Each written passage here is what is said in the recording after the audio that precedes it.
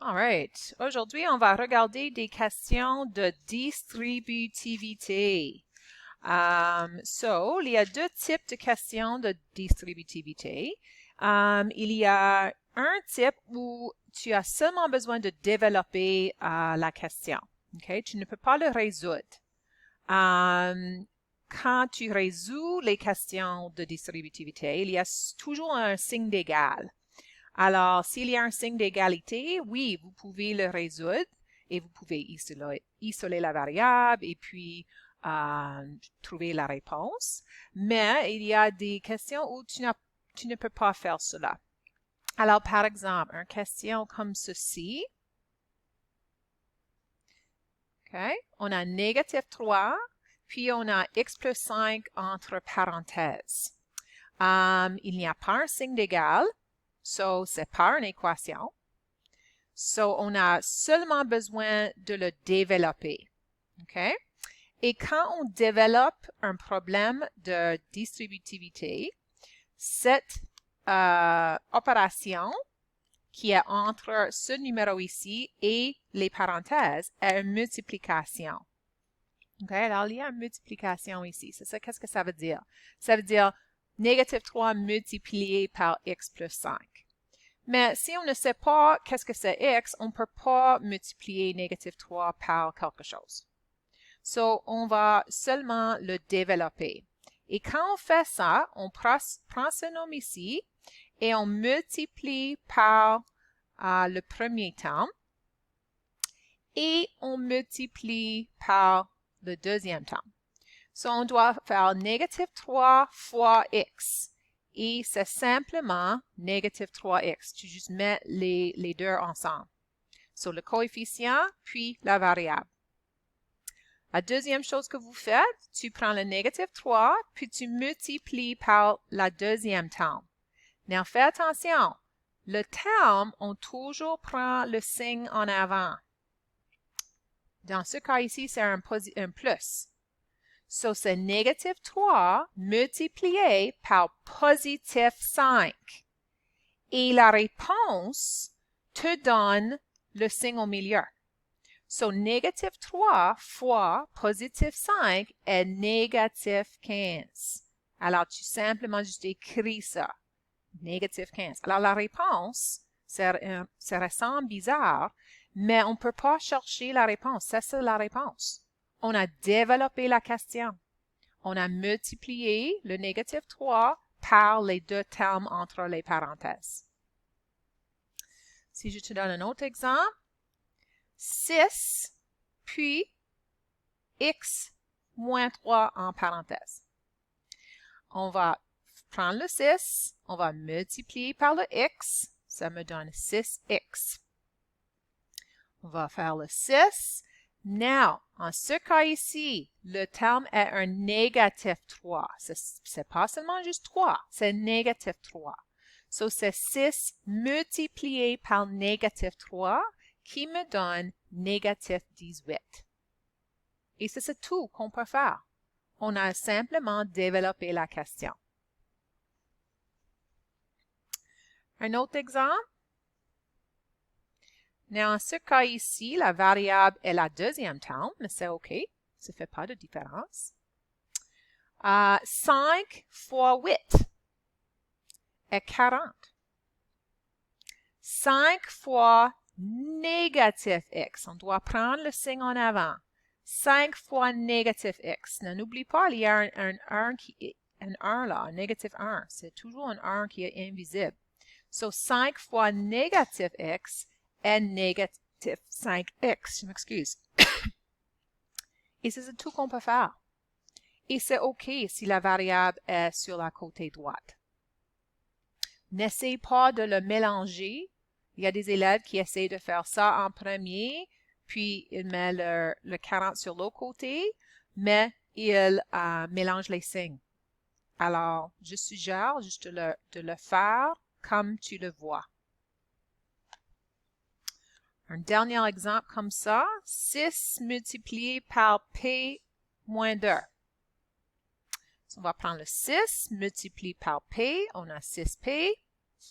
6 multiplié par négatif 2 est négatif 12. On juste simplement écrit la réponse.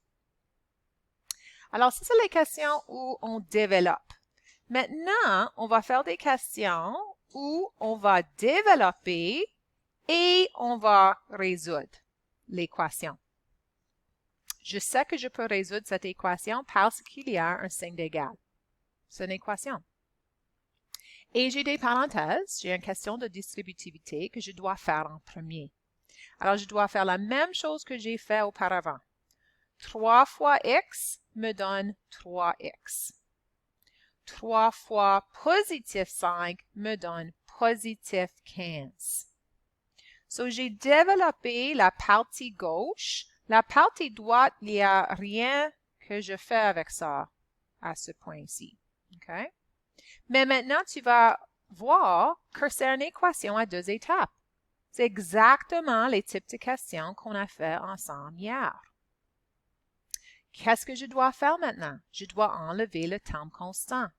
Le terme constant est positif 15, alors je dois soustraire 15. Je dois faire la même chose sur l'autre côté. Le 3x est encore là, et sur l'autre côté, j'ai 21. Maintenant, c'est une équation à une étape. Pour isoler x, je dois diviser par 3 sur chaque côté, puis x égale 7. Et si je remplace 7 par x ici, regarde ici. 7 plus 5 me donne 12. Puis 12, si tu multiplies 3 fois 12, ça te donne 36. Alors, je sais que j'ai fait ça bien. Un autre exemple qui est une équation. Okay. Négatif 2 multiplié par a plus 4 égale 18. Alors, j'ai des parenthèses ici. Alors, je sais que c'est une question de distributivité que je dois faire en premier. Négatif 2 fois la variable a est juste simplement négatif 2a. Je place les deux ensemble. Négatif 2 fois positif 4 me donne négatif 8. Okay? Deux signes qui sont différents me donnent une réponse négative, je m'excuse. Puis le 18 est encore là. Maintenant, c'est une équation à 2 étapes à résoudre. Négatif 8 est le terme constant. Pour enlever négatif 8, je dois additionner 8. Et qu'est-ce que je fais à un côté, je dois faire à l'autre. Mes 8 sont annulés, mais le négatif 2a est encore là. Et sur l'autre côté, j'ai maintenant 26. 18 plus 8. C'est une équation maintenant à une étape. Je veux annuler le négatif 2. Je dois diviser par négatif 2 parce que c'est une multiplication. Je dois faire l'opération opposée. Je dois diviser par négatif 2 sur l'autre côté aussi. Puis, a égale négatif 13. Et je peux remplacer négatif 13 pour a. Négatif 13 plus 4 fois négatif 2 me donne 18. Une autre question. 5 multiplié par y plus 2 égale 25. C'est une question de distributivité. 5 fois y est simplement 5y. Je mets les deux ensemble. 5 fois positif 2 me donne positif 10. Le 25 est encore juste là. C'est une équation à 2 étapes. Le terme constant est 10. Je vais enlever 10 de chaque côté. Le 5y est encore là. Puis, j'ai 15. 25 moins 10. Pour isoler y, je dois diviser par 5 de chaque côté. Puis, y égale positif 3.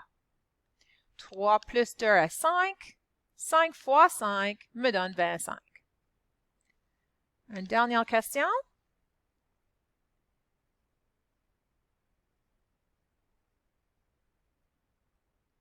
Maintenant, la variable est négative. Mais c'est OK. C'est juste, ça veut dire qu'il y a un 1 là. Alors, c'est la même chose que négatif 1y.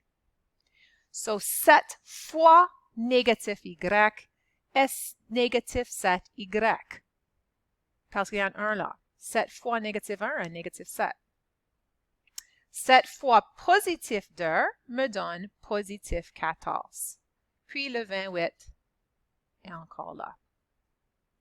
Le terme constant est 14. Alors, je dois enlever le 14 de chaque côté. Le négatif 7y est encore là.